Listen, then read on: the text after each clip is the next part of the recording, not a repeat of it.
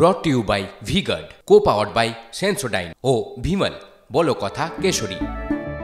Associate sponsor UltraTech cement. Kanchenjunga এক্সপ্রেসের দুর্ঘটনার পর থেকেই আতশ কাজের নিচের পেছনে থাকে পিছন থেকে ধাক্কা মারা মালগাড়ির চালকের ভূমিকা। তার দায় ঠিক কতটা? কি ঘটেছিল এই সোমবারের সকালে? কত গতিবেগে রেকটি এগিয়ে নিয়ে যাচ্ছিলেন চালক? সবটাই জানাবেন ডেটা লগারের মাধ্যমে। দুর্ঘটনার রহস্য ভেদে এখনো ডেটা লগারই তদন্তকারীদের কাছে একমাত্র চাবিকাঠি।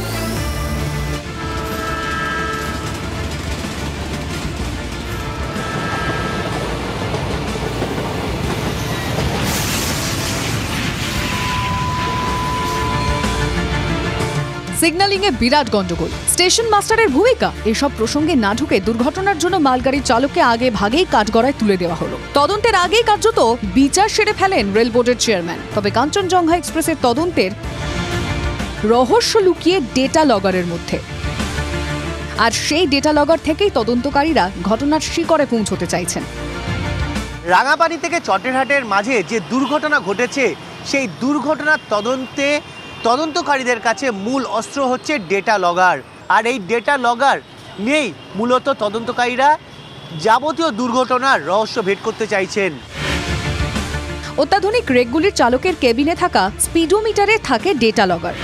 এগুলি একটি বৈদ্যুতিন চিপ, যেখানে একটি রেক চলা শুরু থেকে কার শেডে ঢোকা পর্যন্ত যাবতীয় তথ্য সঞ্চয় করা থাকে। ডেটা লগার থেকেই জানা যাবে মালগাড়ির চালক রাঙাপানি স্টেশন থেকে কাগজ সিগন্যাল নেওয়ার পর কত গতিবেগে রেকটিকে এগিয়ে নিয়ে যাচ্ছিলেন। সূত্রের খবর, তদন্তে উঠে এসেছে রাঙাপানি স্টেশন পেরিয়ে প্রথম 500 মিটার পর্যন্ত 10 থেকে 15 কিলোমিটার গতিবেগে চালাচ্ছিলেন মালগাড়ির চালক। তারপর আচমকা স্পিড তোলেন 50 কিলোমিটার গতিবেগে। এই তথ্য কতটা ঠিক, তাই ডেটা লগারের মাধ্যমে জানতে পারবেন তদন্তকারীরা। সূত্রের খবর, ইতিমধ্যেই মালগাড়ির চালকের কেবিনে থাকা স্পিডোমিটার থেকে ওই চিপ বের করে নেওয়া হয়েছে। তা দিয়ে দেখে নেওয়া হবে আদৌ মালগাড়ির চালকের দোষে এত বড় ঘটনা ঘটল, না কোনোভাবে ব্রেক ফেল বা অন্যান্য কারণ ঘটেছিল। ডেটা লগারের মাধ্যমে ঘটনার আগের প্রতিটি সেকেন্ডে কি ঘটেছিল সেই তথ্য হাতে চলে আসবে তদন্তকারীদের কাছে। বিমানে ব্ল্যাক বক্স যে ধরনের ভূমিকা পালন করে, ট্রেনের ক্ষেত্রে ডেটা লগারের ভূমিকা তেমনই। শুধু মালগাড়ি নয়, কাঞ্চনজঙ্ঘা এক্সপ্রেসের ডেটা লগার খতিয়ে দেখার সিদ্ধান্ত নেওয়া হয়েছে। ডেটা লগার থেকে জানা যাবে দুর্ঘটনার সময় কাঞ্চনজঙ্ঘা কতটা গতিবেগে চলছিল। এখান থেকে আমরা ডিটেলসটা of the train speed etcetera আমরা ট্রেস করতে পারি পরবর্তীকালে। কতটা কি স্পিড রেস্ট্রিকশন সবটাই যখন আমি পাচ্ছি, তখন তো এটা ইম্পর্টেন্ট খুবই। মূলত ডেটা লগার এই রহস্য ভেদ করে দেবে সব সিগন্যাল ত্রুটিপূর্ণ, অর্থাৎ লাল থাকার পরেও সেই জায়গাগুলিতে কতটা গতিবেগ রেখেছিল মালগাড়িটি। কখন গাড়ি পাস করলো, কত গাড়ি পাস করলো, কত টাইমে পাস করেছে, কত মিনিট সেকেন্ডে পাস করেছে, সব ওখানে রেকর্ড করতে থাকে। এবং ওটা যে কোনো সময় যে কোনো বের করে দেখা যেতে পারে যে এই গাড়িটা কি কন্ডিশনে ছিল, লাল পাস করেছে কি কোন কন্ডিশনে পাস করেছে, সেটাও ও বলবে। পেপার সিগন্যাল অনুযায়ী সংশ্লিষ্ট সিগন্যালগুলিতে অন্তত 2 থেকে 2.5 মিনিট দাঁড়ানোর কথা ছিল মালগাড়ির। সেক্ষেত্রে চালক হিসেবে সেই দায়িত্ব পালন করেছিল কিনা সেটাও এই ডেটা লগার থেকে সম্পূর্ণ তথ্য উঠে আসবে। আর এখানে গুরুত্বপূর্ণ ভূমিকা ঘটনার প্রত্যক্ষদর্শী মালগাড়ির সহকারী চালকের। শান্ত ভট্টাচার্যের রিপোর্ট, TV9 বাংলা।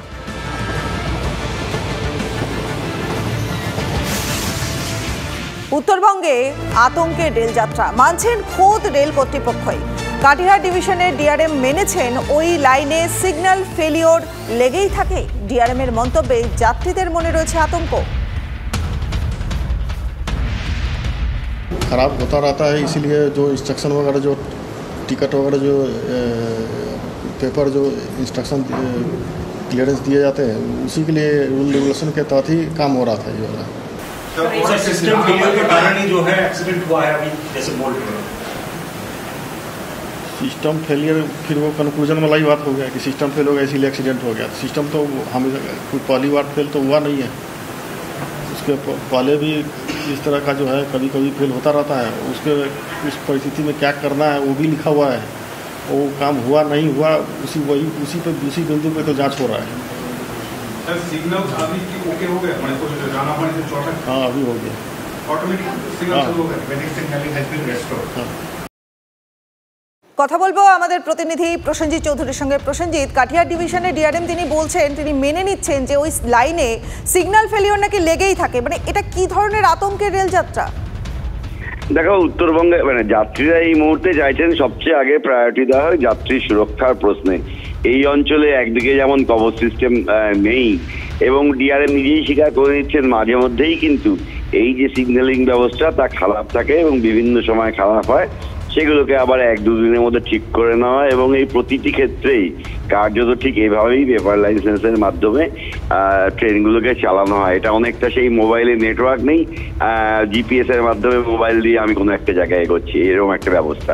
এবং সেই কারণে কিন্তু এই আতঙ্কের জায়গাটা যাত্রীদের ক্ষেত্রে যে ঠিক কি পরিস্থিতির মধ্যে দিয়ে তখন বিকল্প হিসাবে এই ব্যবস্থা চালানো হয় এবং এটা কতটা ফুল প্রুফ তা নিয়ে কিন্তু আলোচনা চলছে। বেশ, ধন্যবাদ প্রসেনজিৎ তোমাকে। আরও একবার জানিয়ে দিই আপনাদের যে উত্তরবঙ্গে আতঙ্কের রেলযাত্রা ঠিক কোন মাত্রায় পৌঁছেছে সেটা মানছেন খোদ রেল কর্তৃপক্ষই। কাটিহার ডিভিশনের ডিআরএম তিনি মানছেন যে ওই লাইনে সিগন্যাল ফেলিওর লেগেই থাকে। কথা বলবো তৃণমূল নেতা শান্তনু সেনের সঙ্গে। শান্তনুবাবু, আপনাকে টিভি9 বাংলায় স্বাগত। এই যে কাটিহার ডিভিশনের ডিআরএম তিনি মানছেন যে এই লাইন এখানে সিগন্যাল ফেলিওর লেগেই থাকে, এই আতঙ্কের রেলযাত্রা কি বলবেন? দেখুন, রেল দপ্তরের সার্বিক ব্যর্থতা নিয়ে যখন আমরা কথা বলছি তখন ডিআরএম এর কথার মধ্যে দিয়ে এটা সত্যতা প্রমাণিত হলো। এবং যেটা আমরা বারবার বলছি যে রেলের ভাড়া বাড়ানো, রেলকে প্রাইভেটাইজ করা, রেলের বিভিন্ন প্রকল্প বন্ধ করে দেওয়া, 3 লক্ষ শূন্য পদ রেখে দিয়ে রেলের যাত্রী নিরাপত্তা নিয়ে কোনো রকম চিন্তা ভাবনা না করার ফলে মুহুর্মুহু এই ধরনের রেলের দুর্ঘটনা এবং তাতে এত এত মানুষের প্রাণহানি হচ্ছে, এটা সম্পূর্ণ দায়ী রেল দপ্তরের। মমতা ব্যানার্জি আমলে তৈরি করা অ্যান্টি কলিশন ডিভাইস এখনো সম্পূর্ণরূপে বলবৎ করা যায়নি এবং রেল দপ্তরের সার্বিক ব্যর্থতা সেটাই আজকে ডিআরএম এর কথার মধ্যে দিয়ে সত্যতা প্রমাণিত হলো। আমি আশা করবো এরপর রেলমন্ত্রী এটা স্বীকার করে ক্ষমা চেয়ে নিতে। বেশ, ধন্যবাদ আপনাকে। কথা বললাম তৃণমূল মুখপাত্র শান্তনু সেনের সঙ্গে। একেবারে আতঙ্কের রেলযাত্রার ছবি কিন্তু ফুটে উঠল। পাশাপাশি উত্তরবঙ্গের এই যে রেল দুর্ঘটনার, এখানে বেঘরে অনেকের মৃত্যু হয়েছে, 3 দিন পার হয়ে গেছে, এখনো দুর্ঘটনার ঠিক কি কারণে ঘটেছিল সেই উত্তর কিন্তু আমাদের কাছে নেই। কিন্তু তার মধ্যে বিতর্কের পর বিতর্ক জায়গা করে নিয়েছে। আর এবার প্রশ্নের মুখে জিআরপি। অভিযোগ উঠেছে যে সাদা কাগজে সই করিয়ে যাত্রীর নাম দিয়ে মৃত মালগাড়ির চালকের বিরুদ্ধে এফআইআর করেছে জিআরপি।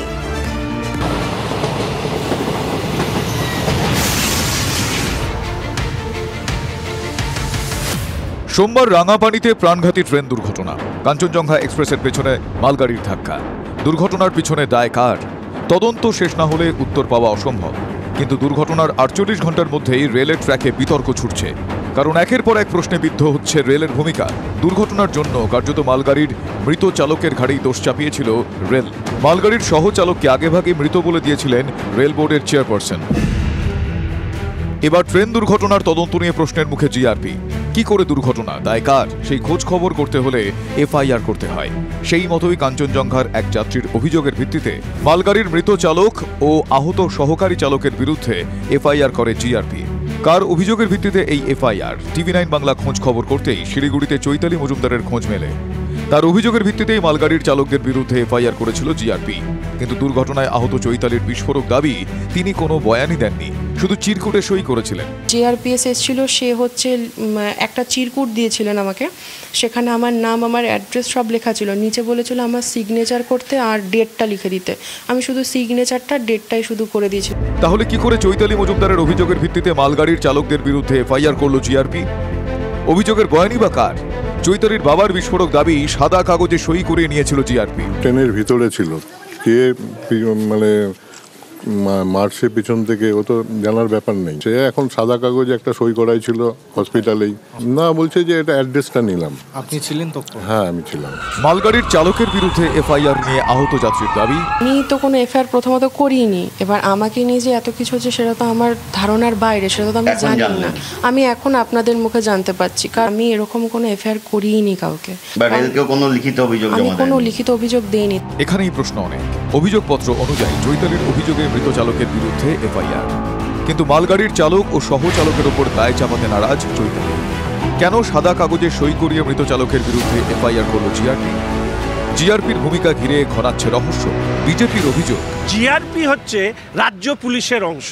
তাহলে এইবার বুঝুন যে রাজ্য পুলিশ কি কারণে তড়িঘড়ি যিনি হসপিটালে ভর্তি তার কাছ থেকে একটা সই করিয়ে সাদা কাগজে এফআইআর দায়ের করলো। এবং এর থেকে এটা প্রমাণিত যে মুখ্যমন্ত্রীর 1 পয়েন্ট তার হচ্ছে আমি বলবো লক্ষ্য ছিল, সেটা হচ্ছে রেলকে মেলাইন করা, কেন্দ্রের সরকারকে মেলাইন করা। আর এই মেলাইন করতে গিয়ে তিনি তার দপ্তরকে ব্যবহার করেছেন কিনা তার তদন্ত কে করবে? আহত মালগাড়ির সহচালক ও চৈতালি মজুমদারের সঙ্গে দেখা করে শিলিগুড়ির মেয়র গৌতম দেবের অভিযোগ, ওই মেয়েটি কোনো কিছু জানার কথাই না। ও অনেক আজকে গেছি, কথা বলেছি, ও কিছুই জানে না। মৃত ব্যক্তি দের ঘাড়ে দোষ চাপিয়ে দাও, কে এর থেকে আইরনি। তদন্তটা পুরোপুরি একটা आई वॉशिंग ছাড়া কিছুই না। जीआरपी के बारे में अभी जानकारी नहीं है और जीआरपी का इससे सीआर से इंक्वायरी के साथ कोई संबंध भी नहीं है। रेलवे एक्सीडेंट में अगर किसी जान माल की क्षति होती है तो ऑटोमेटिक सीआर साहब इंक्वायरी करते हैं उसमें। जानकारी लेने के बाद ही अपना एक रिपोर्ट बना कर देंगे जिसमें कि साफ साफ कॉज होगा कि किस कारण से ये घटना हुई थी। দুর্ঘটনার পরপরই মালগাড়ির সহচালককেও মৃত ঘোষণা করেছিলেন রেল বোর্ডের চেয়ারপারসন, অথচ সেই মনু কুমার হাসপাতালে চিকিৎসাধীন। দুর্ঘটনার কারণ জানতে তার বয়ান গুরুত্বপূর্ণ বলে মনে করছে ওয়াকিবহাল মহল। একই সঙ্গে জিআরপির তদন্ত নিয়েও রহস্য ঘনাচ্ছে জোর। প্রসেনজিৎ ও সায়ন্ত রিপোর্ট, TV9 বাংলা। দুর্ভোগের অন্য নাম ভারতীয় রেল। ট্রেন যাত্রা মানে কি চূড়ান্ত ভোগান্তি? ট্রেন যাত্রীদের অভিযোগ, রেলের পরিষেবা একেবারেই তলানিতে। কান্ডারি এক্সপ্রেস গতকাল রাতে 4 ঘন্টা পরে ঢুকলো সাঁতরাগাছিতে। হাওড়ায় না গিয়ে সাঁতরাগাছিতে থেমে যাওয়ায় প্রবল দুর্ভোগ। একই ভোগান্তি বারবিল হাওড়া জনশতাব্দী এক্সপ্রেসের যাত্রীদের। গত রাতে 6 ঘন্টা দেরিতে ট্রেন থামিয়ে দেওয়া হয় সাঁতরাগাছিতে। প্রবল গরমে সারা রাত স্টেশনে কাটান 2 ট্রেনের অসংখ্য যাত্রী। অভিযোগ যে কি কারণে ট্রেন হাওড়া যাবে না তার কারণ জানানো হয়নি। যাত্রীদের ধৈর্য আর ভোগান্তির আর কত পরীক্ষা নেবেন রেলকর্তারা? আমার তো যাওয়ার ইচ্ছে ছিল হাওড়া স্টেশন। হ্যাঁ, এটা তো হঠাৎ করে দেখলাম কান্ডারি এক্সপ্রেস এই সাঁতরাগাছি পর্যন্তই এলো। তো এতে আমরা যারা অনেক প্যাসেঞ্জার খুব অসুবিধার মধ্যে পড়ে গেলাম। একটা লেট করেছে এমনি, আমরা এখানে না বেরিয়েছে, বাচ্চা কাচ্চা নিয়ে এখানে ফেসে আছে। আমি যাবো গাড়ি খুঁজতে, তারপর যেতে হবে হাওড়া। 5 ঘন্টা ট্রেন লেট। এটা ছাড়ার কথা ছিল 6:25-এ, কিন্তু ছাড়লো 11:10-এ। এখানে এই সাঁতরাগাছি লাস্ট হবে। আমার বাড়ি জগাছায়, কিন্তু এখান থেকে যাওয়ার অসুবিধা হচ্ছে বাচ্চাকে নিয়ে এবং স্ত্রীকে নিয়ে। আমরা আসছি দীঘা থেকে, আমাদের হাওড়া টিকিট ছিল, বাট ট্রেনের খুব প্রবলেমের কারণে আমাদের সাঁতরাগাছি নামিয়ে দিয়েছে। আমাদের বাড়ি সোনারপুর, তো এখান থেকে আমাদের অনেক প্রবলেম হচ্ছে গাড়ি পাওয়ার জন্য। Brought to you by V-Guard, co-powered by Sensodyne ও ভিমল, বলো কথা কেশরী। Associate sponsor UltraTech cement.